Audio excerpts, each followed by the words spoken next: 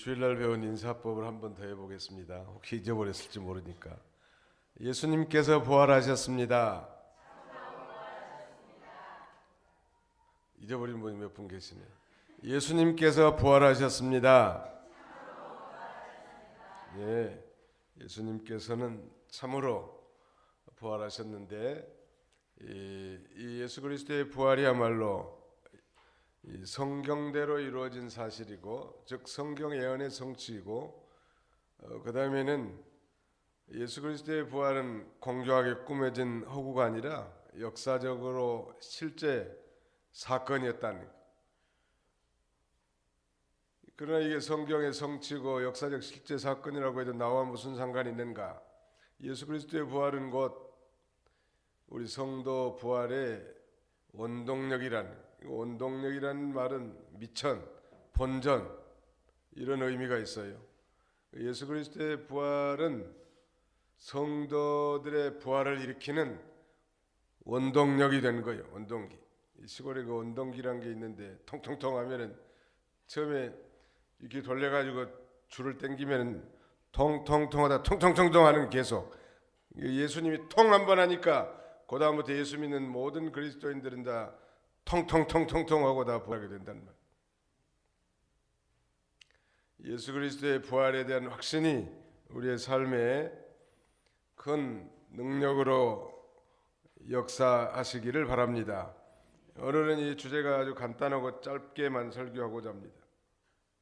이 제목은 거기 이제 바울의 물론 2차 전도 여행 가운데 지난 시간에는 데살로니가 지역에서 선교했고, 이번 시간에는 이 베레아 지역에서 선교한 이 내용이 오늘 본문 10절로 15절까지 기록되어 있습니다. 거기 10절 한번 보실까요? 형제들이 밤에 바울과 실라를 곧바로 베레아로 보내니 그들이 그곳에 도착하여 유대인의 회당에 들어갔다. 데살로니가에서 이 새 안식일에 이 복음을 증거했는데, 그들이 우리가 배운 대로 바울이 증거한 그 하나님의 말씀을 사람의 말로 받지 않고 하나님이 자신들에게 직접 주신 말씀으로 받아서 믿는 자들 가운데 역사가 많이 일어났고, 아주 경건한 헬라인들의 큰 무리, 또 적지 않은 귀부인들이 믿고 바울과 실라를 따라가는 놀라운 이 역사가 나타났는데, 그들의 전도의 핵심이 뭐였는가? 17장 3절 한번 읽어주세요. 2절로 3절. 바울이 습관대로 그들에게 들어가서 새 안식일에 걸쳐 성경을 가지고 그들에게 강론하였다. 그가 그리스도께서 고난을 당하시고 죽은 자들 가운데서 부활하셔야 한다는 것을 해석하여 증명하였고, 내가 너에게 전하는 이 예수님이 그리스도이시다라고 말하였다. 예, 바울의 이 전도 핵심은 그리스도의 고난과 부활이에요. 우리들의 전도도 궁극적으로는 그거야 돼. 물론 뭐 처음부터 예수 그리스도의 고난과 십자가를 막무가내로 전하는 얘기가 아니지만, 그러나 우리의 심령 중심에는 언제나 이 복음의 핵심인 예수 그리스도의 십자가의 고난과 부활이라고 하는 이 복음으로 무장되어 있어야 된다는 말. 그건 뭘 지혜롭게 전하는 방법은 있겠지만 다른 거 가지고는 안 된다는 말. 성경을 가지고 새 안식일에 걸쳐서 이 그리스도께서 고난당하시고 부활하신다는 걸 증명했고, 바로 자신이 증거한 예수님이 그리스도이시다. 이 크리스토스라고 하는 이 헬라 말의 이 뜻은 기름 부음 받은 자라는 뜻인데, 구약 시대는 바로 기름 부음 받은 자라는 건 메시아 아니요? 유대인들은 메시아 대망 사상을 가지고 있습니다. 장차 물론 그릇된 메시아관을 갖고 있는 건 사실이죠. 그럼에도 불구하고 이 메시아 대망 사상을 가지고 있는데, 바울이 증거한 예수가 바로 메시아라고 하니까 얼마나 감격했겠는가.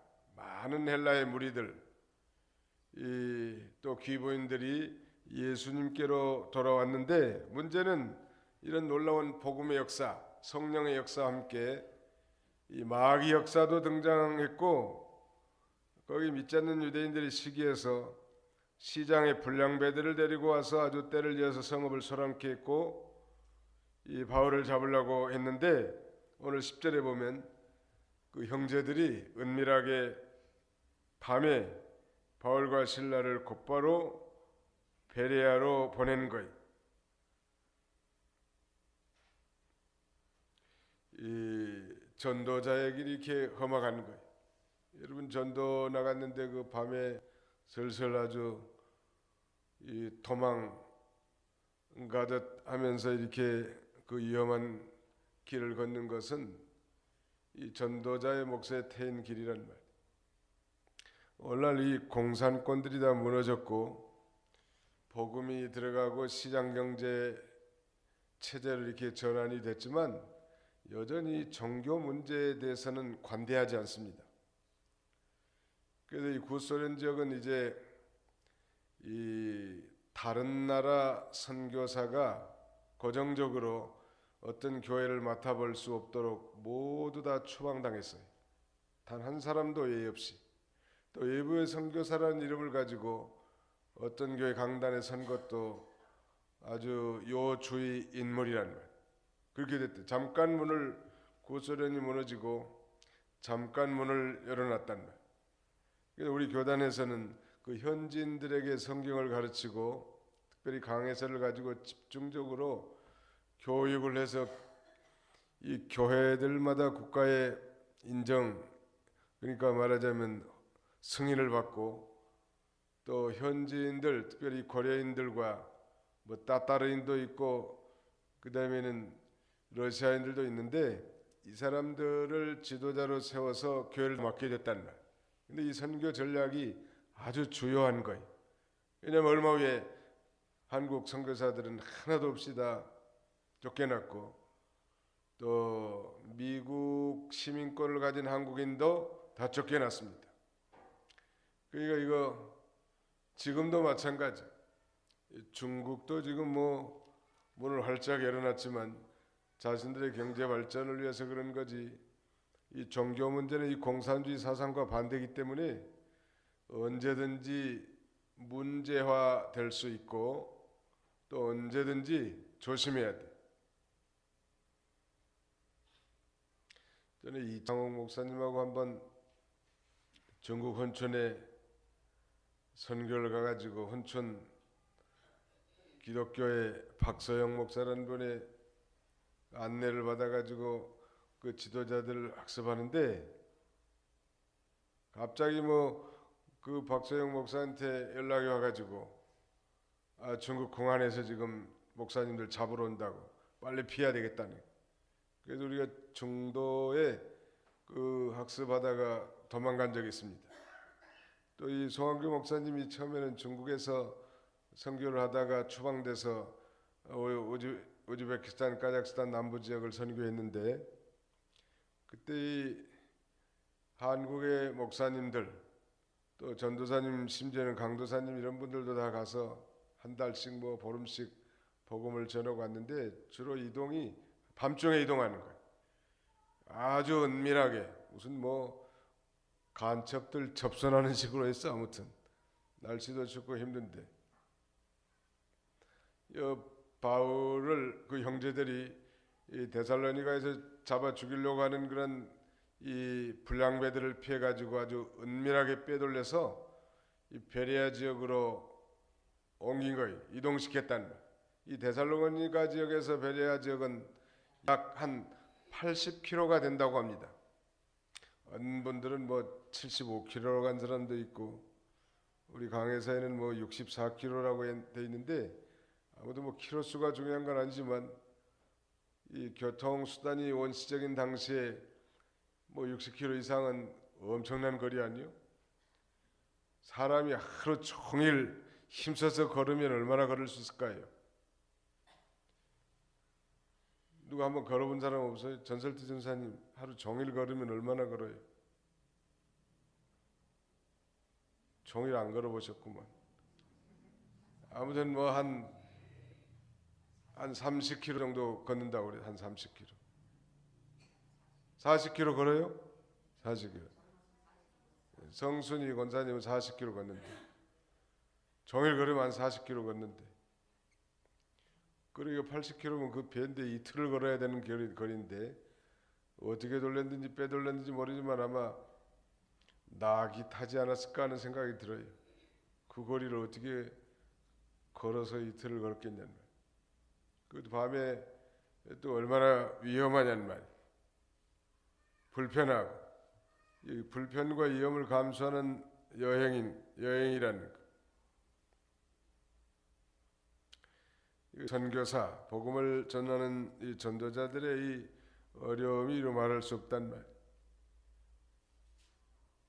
그래서 이 바울이 이 베레아 지역으로 피난와가지고 좀 우리 같으면 좀 한 주일간 좀 쉬었다가 또 선교하겠는데 아마 그 다음날 바로 유대인의 회당에 또 들어가는 거예요.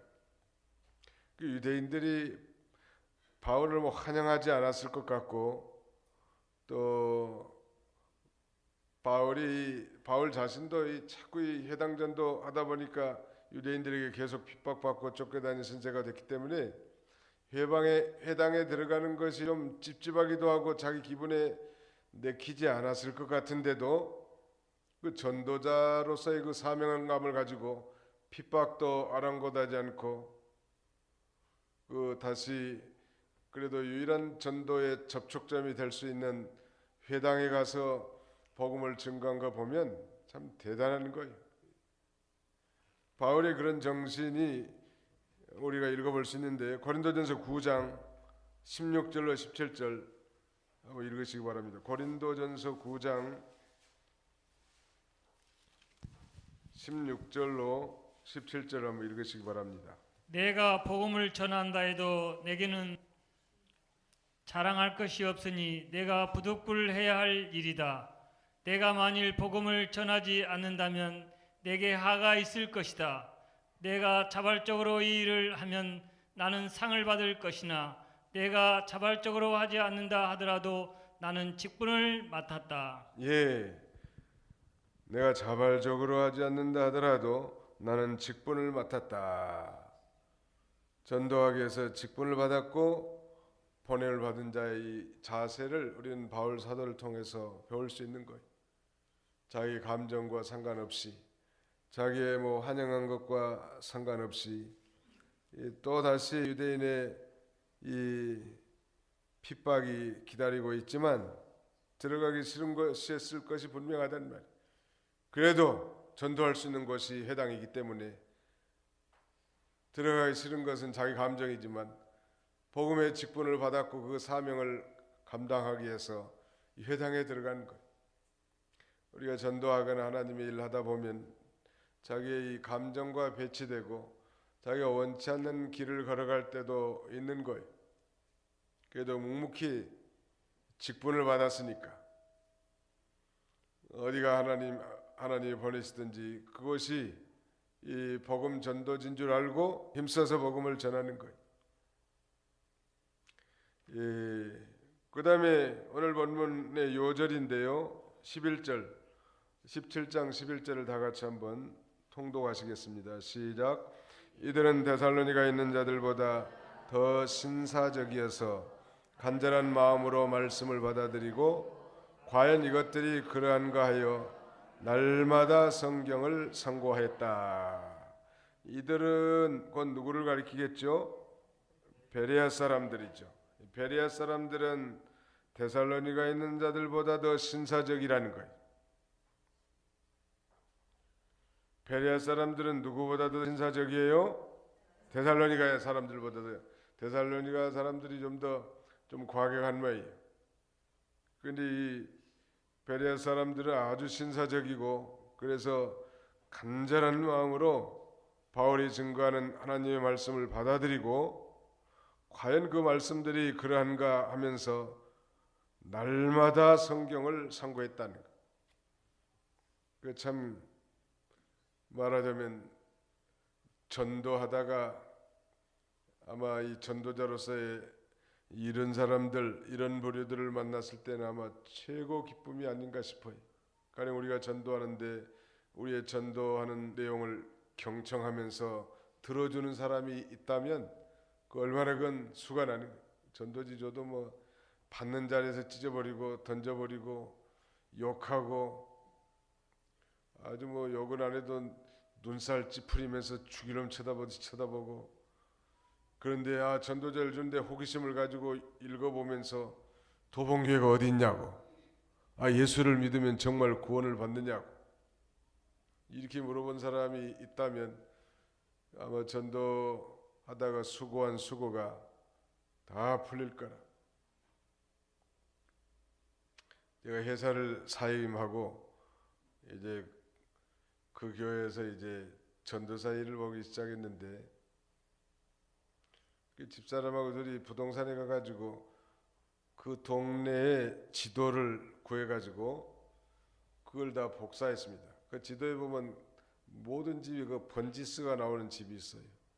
그래서 전도한 집은 형광펜으로 다 그어가면서 몇 날 며칠을 다퉈도 뭐 한 명 뭐 반응한 사람이 없어.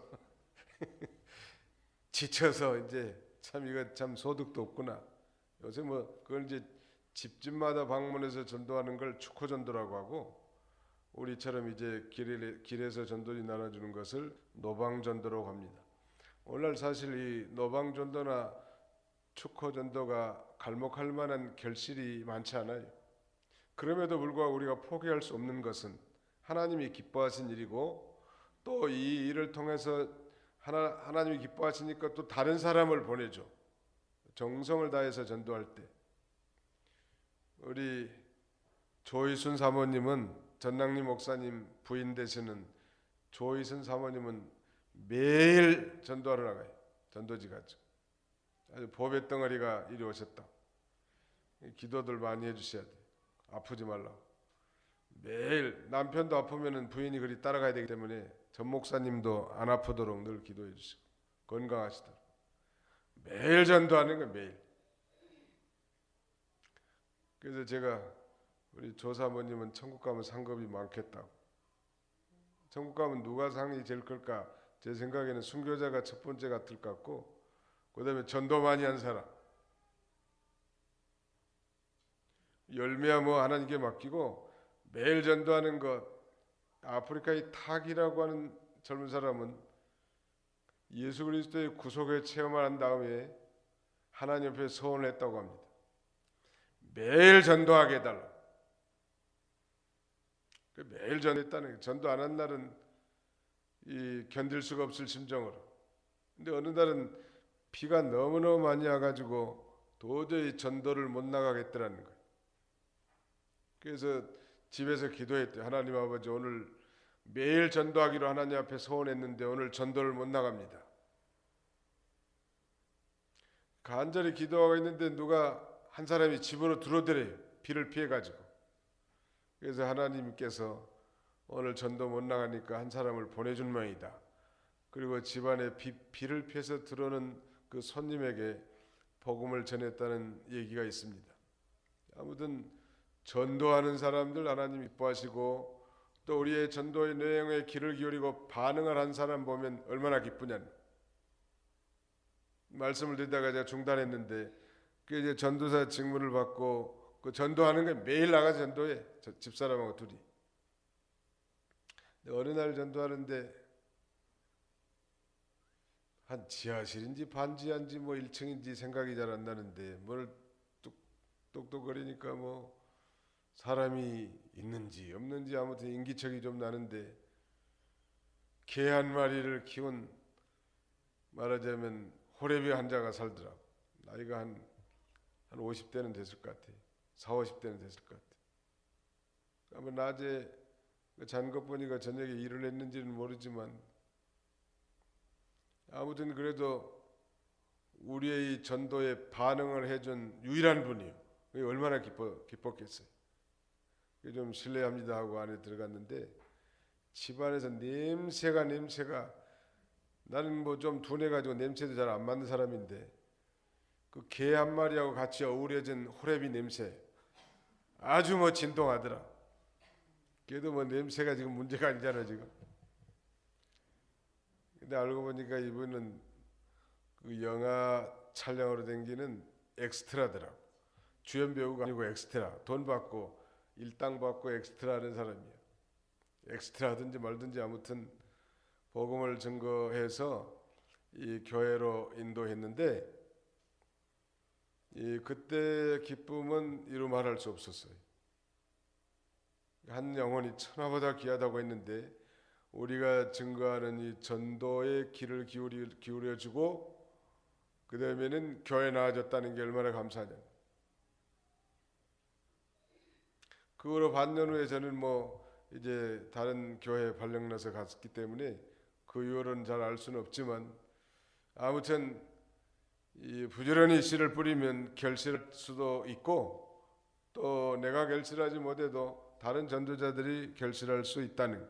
오늘 이 바울이 데살로니가에서 핍박이 많았고 결실도 많았지만 피난처인 베레아로 와서 이 사람들에게 복음을 전하는데 그냥 막 쑥쑥 빨려 들어가. 그러면 이 전도자가 얼마나 힘이 나겠냐는 말. 지금부터 한 20년 전에 그 1995년 정도 되니까 20년이 넘었구만. 중국에 선교하러 갔는데 그 지도자들 그 학습 과정인데 이 사람들이 얼마나 말씀을 사모하는지 뭐 피곤하지도 않아요. 새벽 5시부터 저녁 10시까지. 그 받는 사람들이 엄청나게 말씀을 사모하면 전하는 사람이 피곤하지가 않더라고. 오늘 이 베레아 사람들이 그런 것 같아. 데살로니가 사람보다 더 신사적이어서 간절한 마음으로 이 전도자들이 증거하는 말씀을 받아들이고 과연 이것들이 그러한가에 날마다 성경을 상고했다고 증거합니다. 이 베레아 사람들은 유대교로부터 받은 구약의 지식도 좀 있었던 것 같고 또 헬라적 철학 사상도 가지고 있고 또 자신들의 이 생활 체험도 있고 그런데 이 바울의 이 설교를 들으면서 그것과 비교 연구하면서 아주 간절한 마음으로 진리를 추구하자는 그런 마음을 가진 것 같아요. 이들은 데살로니가 있는 자들보다 더 신사적이어서 그랬는데 이 신사적이라는 말은 한마디로 말하면 편견이 없이 이 선입견이 없다. 또 열린 마음이다.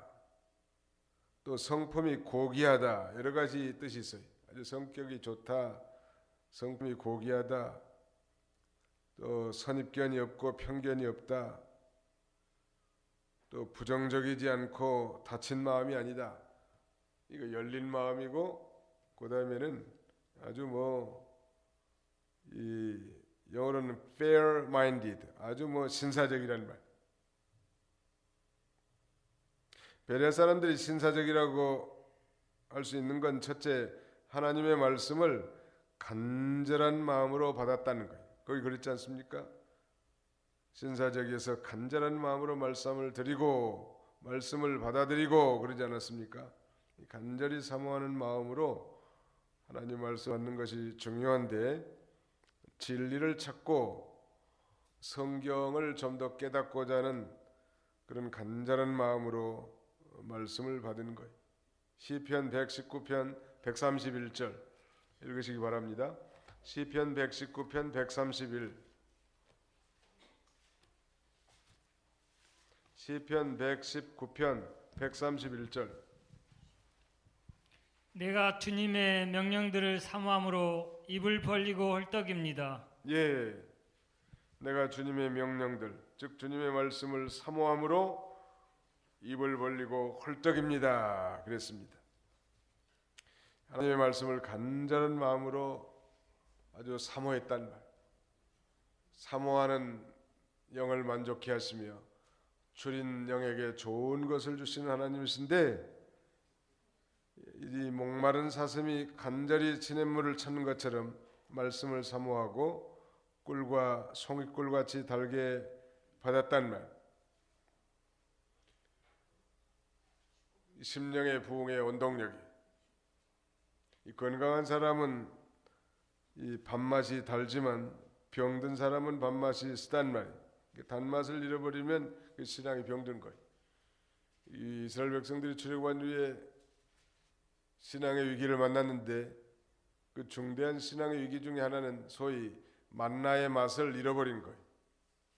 꿀 섞은 과자맛 같았다고 자기들이 말한 이 만나 맛이 아주 형편없는 음식 맛이라고 이렇게 폄하한단 말.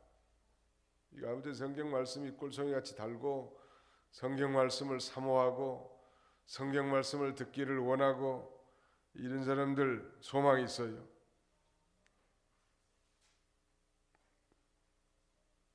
그 다음에는 이들이 신사적인 이유 두 번째는 날마다 성경을 상고했단 말. 날마다 성경을 읽는 사람, 고귀한 사람이 되니 원래 우리 인간은 이 본성이다. 아담의 범죄로 전적 타락, 전적 부패한 존재로 출생하기 때문에 사악하고 삐뚤어져 있다는 것. 그래서 예수를 믿고 이제 하나님의 은혜를 받으면 좋은 마음이 되는 긍정적인 마음이 돼.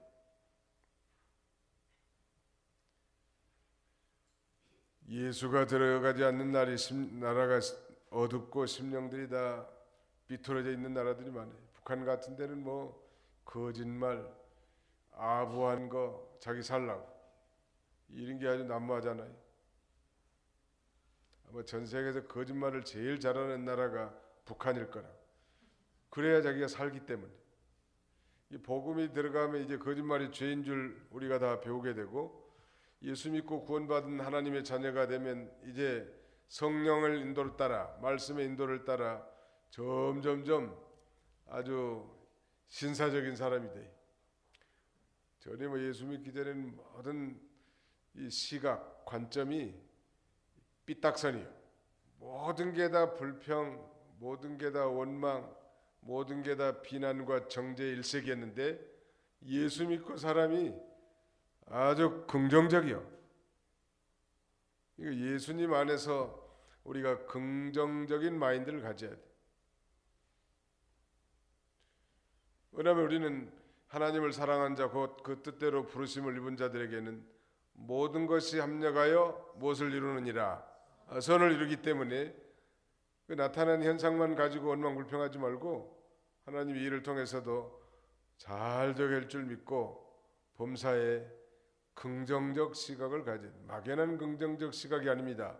예수 그리스도를 믿고 하나님의 주권과 섭리를 믿는 사람들은 시야가 다 긍정적이에요. 긍정적이어야 돼. 부정적인 사람들 그 좋은 거 못 돼. 이 패시미스트라고 하는데 이 비관주의자가 되지 말라는 말. 소위 optimis트, 낙천주의자가 되라고. 예수 믿는 것들 대책도 없이 뭐 희낙낙거린다고 말할지 모르지만 원래 우리는 대책 없는 인생들이에요. 예수님 안에서 우리는 얼마든지 낙관할 수 있고 긍정적으로 생각할 수 있다는 말. 긍정적 마음을 가집시다. 한번 해봅시다. 긍정적인 마음을 가집시다. 이게 우리 인생 살아가는 데 아주 유익이 많아요. 부정적인 건 다분히 마귀적이에요.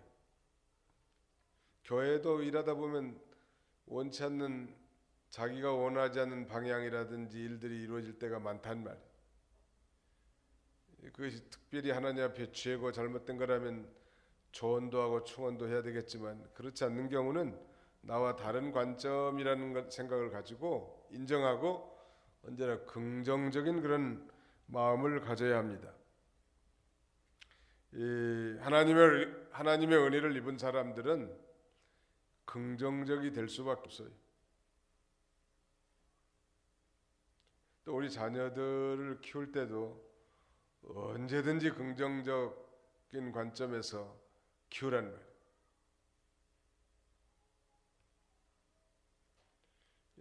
그러면은 모든 사물을 더 긍정적으로 바라보게 되는 것입니다.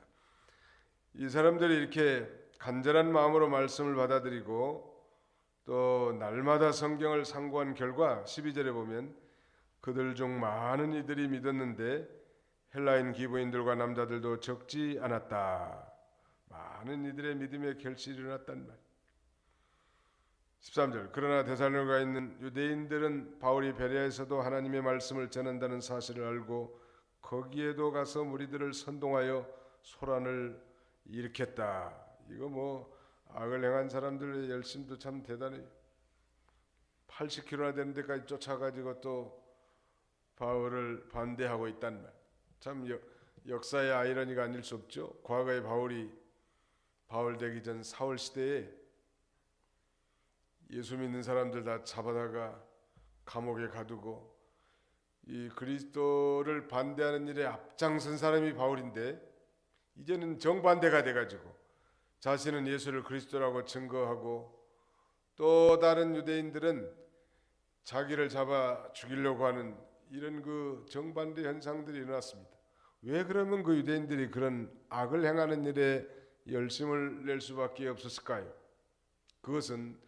그것이 하나님을 기쁘시게 하는 일로 한 거예요.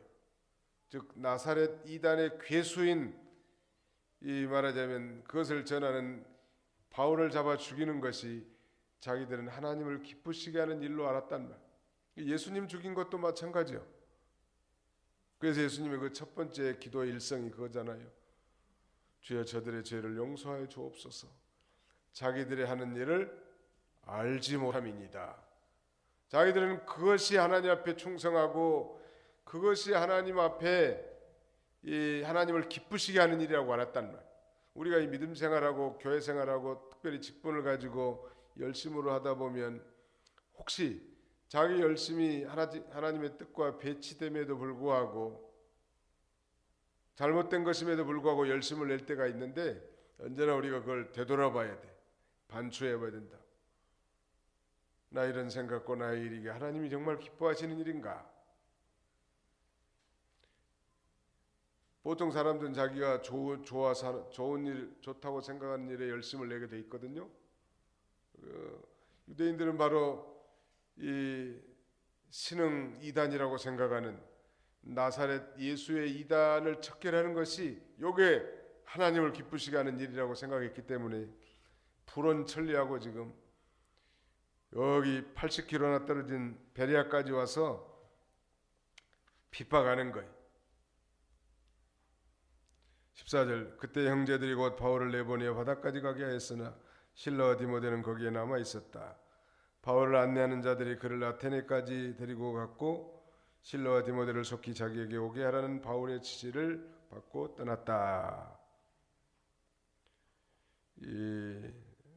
도 없는 그 형제들이 여기서도 동일하게 바울을 이 베레아에서 내보내서 아마 해변으로 안내한 모양. 그래서 저 아덴까지 인도해주고 바울 실라와 디모데는 이 베레아에 남아서 아마 그 개종한 사람들에게 복음의 확신을 더 심어줬을 것으로 보입니다. 15절 바울을 안내하는 자들이 그를 아테네까지 데리고 왔고 실라와 디모데를 속히 자기에게 오게 하라는 바울의 지시를 받고 떠나갔다. 이 실라와 디모데를 이 아덴으로 속히 보내달라고 오게 해달라고 이렇게 전갈하고 떠나간 거예요. 오늘 이 베레아 전도에서 배울 수 있는 이 교훈은 이 베레아 사람들은 데살로니가 사람들보다 더 신사적이었다는 것.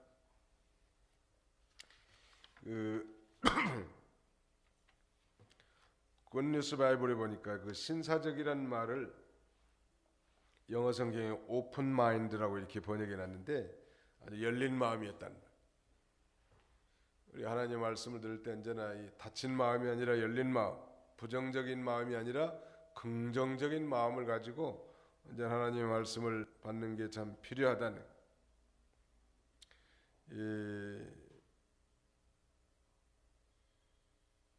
그래서 믿는 열매들이 많이 맺히게 된 거예요. 마음의 문을 활짝 열고 우리가 하나님의 그 놀라운 말씀을 사모한다면 하나님께서 그런 심령에게 많은 은혜를 베풀어 줄 것을 오늘 우리들에게도 교훈해 준다고 할 수 있겠습니다. 기도하겠습니다. 거룩하신 하나님 감사합니다. 오늘도 3일 동안도 주님의 은혜 가운데 지켜주시고 또 이 저녁에 주님의 이름으로 수요 저녁 예배로 모여서 하나님 앞에 예배드릴 수 있도록 은혜 주심을 감사합니다. 특별히 바울의 2차 전도행 가운데 핍박과 고난을 감내하고 베레아 지역으로 도망왔지만 또 이곳에서 회당에 들어가서 유대인들에게 하나님의 말씀을 증거할 때 이 베레아 사람들은 데살로니가 사람들보다 더 신사적이어서 간절한 마음으로 바울이 증거하는 복음 진리의 말씀을 듣고 과연 그것이 그러한가 날마다 성경을 상고함으로 믿는 자들이 많이 일어났다고 했습니다. 우리가 때로 전도하다가 피곤하고 지치고 포기하고 싶고 낙심하고 좌절할 때가 많지만 우리 하나님은 전도하는 걸 기뻐하시고 또 택한 백성 영생 얻기로 작정된 자를 우리에게 만나게 했을 때 우리의 모든 피로가 풀리고 또 하늘의 기쁨으로 우리를 충만케 하시는 주님인 줄 믿습니다. 우리 교회가 이 지역의 전도의 전초기지가 되어서 많은 새로운 영혼들이 다 영입되게 도와주시고 우리 작은 노력과 열심을 통하여 이 하나님의 택한 백성들이 주 앞으로 돌아오는 이 놀라운 역사가 있게 해주시고 우리가 그 심부름들을 잘 감당하도록 하나님 인도하여 주옵소서. 우리가 예수 믿고 구원받아 이 믿음의 길을 걸어가는 길 참으로 이 전도자의 길이고 어려움이 상존하는 길이지만 우리 믿음의 선진들처럼 우리 목세 태인이 고난을 잘 감내하고 날마다 주님과 동행하며 믿음의 승리의 길을 걸어가는 그런 저희들이 다 되게 하여 주시옵소서. 나비로신 하나님 이 나라의 민족을 불쌍히 여겨주시고 특별히 혼란한 전국이 이제 새로운 지도자가 세워짐으로 조속히 안정을 회복되게 해주시고 저 북한의 도발과 위협으로부터 하나님이 지켜주셔서 이 나라 이 민족을 통하여 하나님을 기쁘시게 해드리는 역사가 나타나도록 하나님 도와주시기를 간절히 바라옵곤합니다. 우리 온 교우들이 이 조국의 안녕과 또 합당한 지도자가 이 선택되도록 힘써 기도하게 해주시고 우리의 기도가 하늘에 상달되어 아름다운 결실이 맺어지도록 우리 하나님 인도하여 주옵소서. 병든 자들, 어려움 당한 성도들 또 일일이 다 같이 해주시고 지켜주시고 또 우리의 모든 생활 전선에도 하나님 축복하셔서 어려운 가운데 있지만은 하나님의 도우심으로 살아갈 수 있도록 주님이 은총을 나려 주시옵소서. 돌아가는 발걸음도 주님이 친히 함께 해주시기를 원하옵고 예수님의 이름으로 기도하옵나이다.